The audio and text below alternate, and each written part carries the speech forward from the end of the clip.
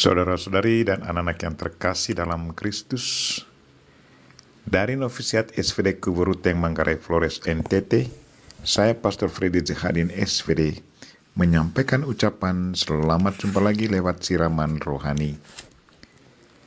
Hari ini Jumat 26 Februari 2021. Injil hari ini diambil dari Matius bab 5 ayat 20 sampai 26.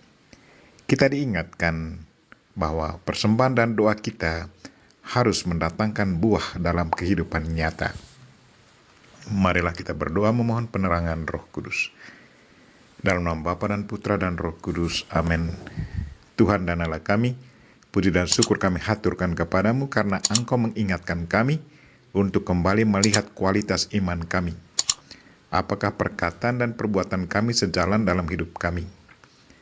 Tuhan, sadarkanlah dan bukalah hati kami agar selalu hidup jujur dan dalam bertingkah, baik terhadap-Mu maupun terhadap sesama kami. Dan semoga kami segera berdamai dengan sesama, agar kami selalu alami rasa damai dalam hidup bersama. Tuhan, utuslah Roh Kudus-Mu, terangilah pikiran dan hati kami, agar sabda-Mu yang akan kami dengar dapat kami pahami dengan baik, dan isi pesan-Mu dapat kami hayati dan amalkan dalam hidup harian kami. Doa ini kami sampaikan dengan perantaran Kristus Tuhan kami. Amin. Tuhan sertamu dan sertamu juga. Inilah Injil Yesus Kristus menurut Matius bab 5 ayat 20 sampai 26. Dimuliakanlah Tuhan. Dalam khotbah di bukit, berkatalah Yesus kepada murid-muridnya, "Jika hidup keagamanmu tidak lebih benar daripada hidup keagamaan ahli-ahli Taurat dan orang-orang Farisi, kalian tidak akan masuk ke dalam kerajaan surga. Kalian telah mendengar apa yang difirmankan kepada nenek moyang kita. Jangan membunuh. Siapa yang membunuh harus dihukum. Tetapi aku berkata kepadamu, setiap orang yang marah terhadap saudaranya harus dihukum. Barang siapa berkata kepada saudaranya kafir, harus dihadapkan ke mahkamah agama. Dan siapa yang berkata jahil, harus diserahkan ke dalam neraka yang bernyala-nyala. Sebab itu, jika engkau mempersembahkan persembahan di atas mezbah, dan engkau teringat akan sesuatu yang ada di dalam hati saudaramu terhadap engkau, tinggalkanlah persembahan di dalam mezbah itu, dan pergilah berdamai dahulu dengan saudaramu, lalu kembali untuk mempersembahkan persembahan itu. Segeralah berdamai dengan lawanmu selama engkau bersama-sama dengan dia di tengah jalan, supaya lawanmu itu jangan menyerahkan engkau kepada hakim, dan hakim itu menyerahkan engkau kepada pembantunya, dan engkau dilemparkan ke dalam penjara.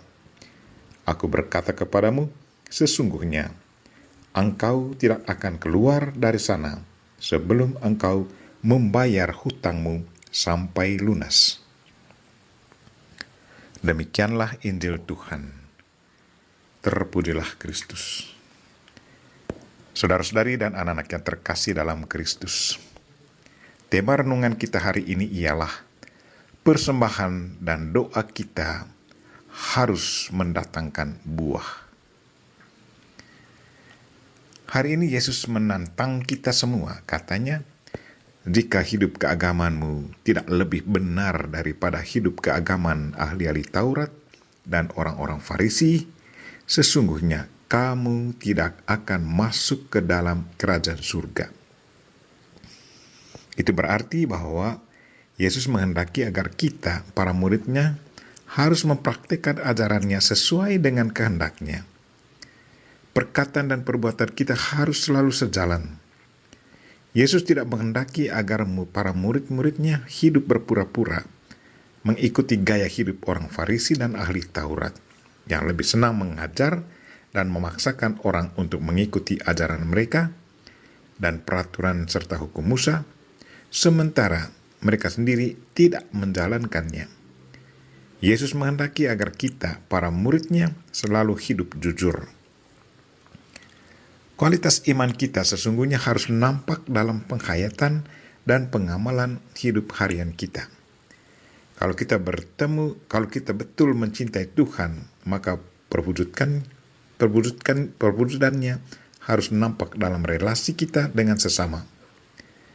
Perkataan Yesus harus diwujud nyatakan dalam hidup harian kita. Yesus berkata, "Sewaktu aku lapar, engkau beri aku makan. Sewaktu aku haus, engkau beri aku minum.